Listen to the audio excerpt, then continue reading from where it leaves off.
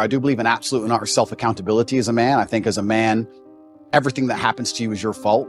Me going to jail was my fault. Me being attacked online was my fault. If all these bad things that happened to me, I will take responsibility for, even if I believe they were unfair or unjust. And I think that any man who's going to sit there and say, I'm struggling, he also needs to wake up and understand that if you're going to truly struggle to not click on a website, then you're going to deserve the terrible life you're going to live. And the devil or the matrix or whatever you want to call them are going to fill your life with temptations. They're going to fill your life with easy way outs that they're going to want you to take, because the good road is usually the hardest road. And if you're going to continue to fall for them, then you're going to have to suffer the consequences of that. So it's double-edged. It's certainly difficult that pornography is everywhere and men are struggling with it. But to me, what's even more upsetting is that these men don't have enough fortitude and enough mental strength to wake up and say, I'm better than that. But this is the thing. When you attack a man's mental fortitude on one issue, you attack it on all issues. This is why it's done purposefully. To resist a slave mind, you need to be able to resist in the first place. How can you resist a slave mind if you have no physicality, you have no willpower, no ability to mentally resist anything? Well, then what you're going to end up doing, you're going to end up eating the bugs and watching the porn and sitting in front of your computer. And that's what they want from people. So I think that it's actually all very interconnected. People come at me with the porn problem and I get the same thing. Guys say to me all the time, hey, what are you going to do? What should I do? I struggle with pornography. And I say, that's because you have nothing else in your life in order. If you were in good physical condition and you had the money you were supposed to have and you had the mentality you were supposed to have, you wouldn't need it. So the reason you're so addicted to porn is because everything else in your life is a failure. And yeah, it's certainly a complicated issue. It's a difficult one. And this is why they fear male agency so much, because when men truly wake up and decide to be the best versions of themselves, they're hard to control, because all these control mechanisms fall by the wayside. They don't want the porn anymore. They don't want the antidepressants anymore. They don't want the garbage anymore. And now you have a whole bunch of men who actually want truth and honor and respect, and they want to live for something. And then what are they going to live for? They're going to want to be brave. They're going to want to do the right thing, regardless of how dangerous it may be for their own personal circumstance. And that sounds like a difficult population to enslave. And that's what's scary. And I think that the best thing you can possibly do as a man is prepare for the endless difficulty that's going to come your way. There's no way out as a man. You're either going to have a very difficult life to become somebody important, or you're going to suffer the difficulty of being invisible.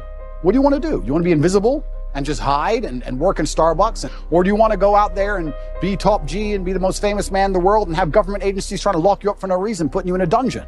You have to make a choice. It's going to be difficult either way. I've said this many times before, but I'm going to say it again. I don't think many people understand exactly how competitive the masculine world is. Men are constantly in competition with each other. We always have been. We used to go to war and fight. But all in all, you're wasting time in a hyper-competitive world where people like me, who perform regardless of how they feel, are just going to perpetually bury you. And then you're going to sit there and wake up and go, why am I a loser? Well, because when Andrew was sad, he continued to perform. When Andrew was in jail, his business didn't fall apart. He was doing push-ups every day. His body didn't fall apart. Nothing about his life degraded when he was in a jail cell surrounded by cockroaches. You're in a plushy bed at home, crying about what?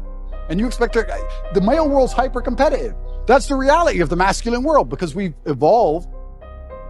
If you believe in evolution, but my views are mixed, but we've evolved to be in this position where we're constantly analyzing possible threats, and we're constantly analyzing people who perhaps are on our team, or snakes, etc. And I think that not many people understand exactly how brutally competitive the masculine world is. And I think the worst thing you can do for a son is just to raise him in a bubble. My dad, I'll say here, people lose their minds. My dad used to just randomly push me over. I'd be like 3. You just, not hard, but just get up, boy. Okay. And mom would be like, why are you doing that, son? He's like, you get pushed over, that's life. My mom hated that she did that to me. But yeah, I can give him nothing but praise. I'm really so thankful I had the upbringing I had. Motivation isn't real. Motivation is not a real thing. People who train every day don't want to train every day. They are not motivated to train every day. They are something else. Motivation is the wrong word. They are not motivated. It's called discipline. It's called being a man. It's not about feeling like doing it. If you only do things you feel like doing, you know what you end up doing? What? You end up sitting around with a belly, drinking soya fucking latte bullshit. That's what you end up doing if you only do what you feel like doing. You have to wake up and say, I don't feel like training, but I must train. I will only drink water. I will stop being a loser. You need to do what you're supposed to do, not what you feel like fucking doing. Okay. That's the difference between a man and a fucking child. You do not become a man doing what you feel like doing. You become a man doing what you're supposed to fucking do. It's your duty. It is your duty to not be a fat piece of shit. You don't get anywhere in life without discipline. Truthfully, to be truly a man, the absolute true marker of a man is his ability to do the things he doesn't feel like doing.